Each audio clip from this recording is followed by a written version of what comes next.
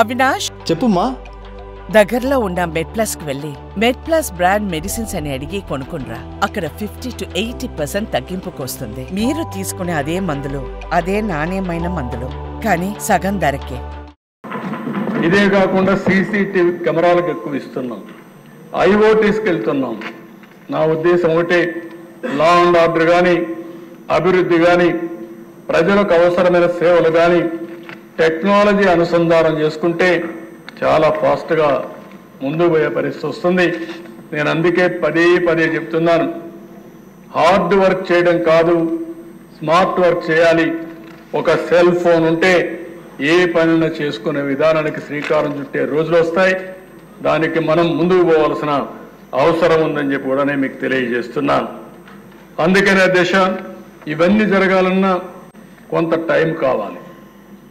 నేను ఒక ఆలోచన ఇస్తే ఆ ఆలోచన అమలు చేయాలన్నా అధికార యంత్రాంగం కానీ ఆ ఆలోచనని స్వీకరించే ఆలోచన ప్రజలకు కూడా రావాల్సిన అవసరం ఉంది. అయితే నేను ఒకటే చెప్తున్నా, ఇది అసాధ్యమేం కాదు. అట్లని చెప్పి రాత్రి ఎన్ని అయిపోతాయని చెప్పలేం. కానీ సవాళ్ళు వస్తూ ఉంటాయి, సమస్యలు వస్తాయి, అధిగమిస్తాం, ముందుకెళ్తాం. ఈరోజు ఇంకొక విషయం కూడా ఈ సభలో చెప్తున్నా, రైతులు ధాన్యం ఇస్తున్నారు.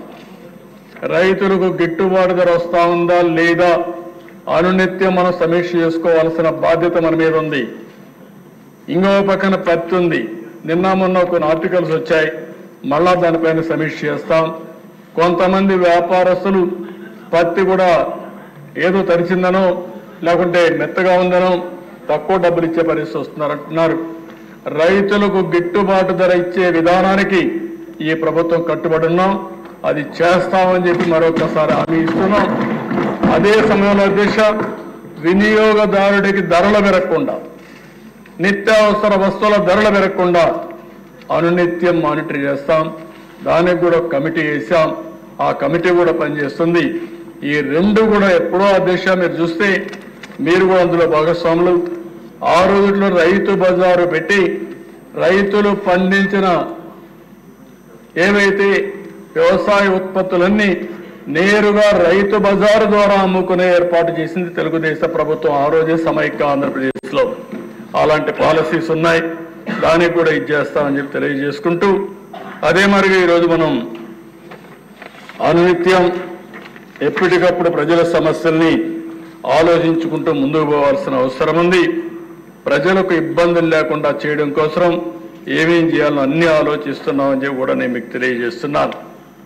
ఈ సెషన్లోని మీ అందరి ముందర కూడా విజన్ డాక్యుమెంట్ స్వర్ణ ఆంధ్రప్రదేశ్ 2047 అది కూడా తీసుకొస్తున్నాం, అది కూడా మేము ముందర పెడతామని చెప్పి కూడా నేను మీకు తెలియజేస్తున్నాను. ఇంకో పక్కన దేశం ప్రజలకు ఖర్చులు తగ్గించాలి. ఇందులో వినూత్నమైన కార్యక్రమం సూర్యఘర్ ఏదైతే కేంద్ర ప్రభుత్వం అదే మరిగా ప్రధానమంత్రి గారు ప్రమోట్ చేశారో, ఈ సూర్యఘర్ ద్వారా మీ ఇళ్లలోనే కరెంట్ ఉత్పత్తి చేసుకునే అవకాశం ఇండ్ల పైన. దీనికి పేదవాళ్ళందరికీ ఉచితంగా మనమే సోలార్ ప్యానెల్స్ పెట్టిస్తాం. 200-250 యూనిట్ల కోసం సోలార్ ప్యానెల్స్ పెట్టిస్తాం. దానికి అగ్రిగేటర్ని సెలెక్ట్ చేస్తాం, వాళ్ళు కూడా వచ్చి పనిచేస్తారు. దాన్ని పెట్టే బాధ్యత కూడా మనమే తీసుకుంటాం, మెయింటైన్ చేసే బాధ్యత మనం తీసుకుంటాం. వాళ్ళు ఎప్పుడు కావాలంటే అప్పుడు వాడుకోవచ్చు, వాళ్ళకి సర్ప్లస్ ఉంటే గ్రిడ్కి ఇవ్వచ్చు, మళ్ళీ అవసరమైతే గ్రిడ్ ద్వారా వాళ్ళు తీసుకుని నెలవారీగా 200 యూనిట్లు కానీ 250 యూనిట్లు కానీ కరెంటు ఉచితంగా ఇచ్చే ఏర్పాట్లు మనం చేయడానికి సిద్ధంగా ఉన్నాం. ఇది ఎమ్మెల్యేలు ఎంత శ్రద్ధ తీసుకుంటే అంత మీకు ఉపయోగపడుతుంది.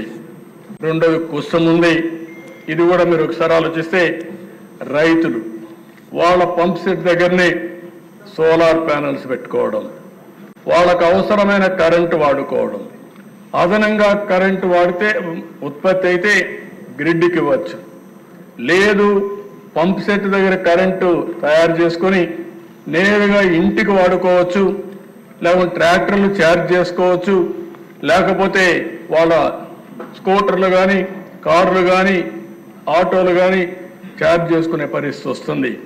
అందుకనే దిశ నేను ఆలోచించే విధానం డెమోక్రటైజేషన్ ఆఫ్ పవర్ జనరేషన్. ఎక్కడికక్కడ డీసెంట్రలైజ్ చేయాలని, ఆ పవర్ని ఆ సబ్స్టేషన్ వాడాలని. గ్రిడ్ అనేది డిమాండ్ సప్లై మేనేజ్మెంట్ కింద ఉంటుంది. ఎవరైనా సరే కరెంటు వాడుకుంటే అది కూడా గ్రీన్ ఎనర్జీని వాడుకుంటే మనం ప్రమోట్ చేస్తాం. అవసరమైతే ఈ ప్రభుత్వం మొన్నే ఇచ్చాం, ఇండస్ట్రీస్ ఎవరైతే గ్రీన్ ఎనర్జీతో పోతారో వాళ్ళకు అదనంగా ఇన్సెంటివ్స్ ఇచ్చాం. ఇప్పుడు కూడా హామీ ఇస్తున్న క్రెడిట్స్ని, ఏది కార్బన్ క్రెడిట్స్ ఇవ్వడానికి ఒక కార్యక్రమం కూడా తీసుకొస్తాం. అన్ని రంగాల్లో ఎవరైతే ఈ కార్బన్ క్రెడిట్స్ తీసుకోగలుగుతారో వాళ్ళకు అదనంగా బెనిఫిట్స్ ఇచ్చే విధానానికి శ్రీకారం చుడతామని చెప్పి కూడా నేను మీకు తెలియజేస్తున్నాను. ఈరోజు మనందరం మాట్లాడేది P3 మాట్లాడుతున్నాం, పబ్లిక్ ప్రైవేట్ పార్ట్నర్షిప్.